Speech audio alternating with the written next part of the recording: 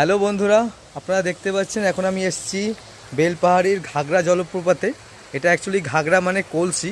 তো এটা কলসির মতো পাথরের মাঝে মাঝে অনেক গর্ত টাইপের কলসির মতো আছে বলে এটাকে ঘাগরা জলপ্রপাত বলা হয়েছে আর কি। এটা মানে ক্যামেরাতে জানি না কেমন লাগছে, বাট সামনে থেকে সত্যিই খুব অসাধারণ।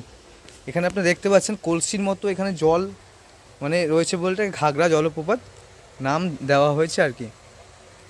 খুব সুন্দর, এটা সামনে থেকে দেখলে বুঝতে পারবেন আপনারা। অসাধারণ, সত্যিই খুব সুন্দর। পাথরের মাঝে এমন ছেদ ছেদ হয়ে আছে কলসির মতো, জল মনে হচ্ছে যেন কলসির মধ্যে জল রাখা আছে আর কি। খুবই সুন্দর, হাতে সময় নিয়ে আসবেন। এটা অ্যাকচুয়ালি পিকনিক স্পটও, এখানে পিকনিকও করা হয়। দেখতে পাচ্ছেন, এটা দেখলে ভালোভাবে বুঝতে পারবেন। আরও ঘাগরা জলপ্রপাত কেন নাম দেওয়া হয়েছে এই গর্তগুলো দেখলে আরও ভালোভাবে বোঝা যাবে আর কি।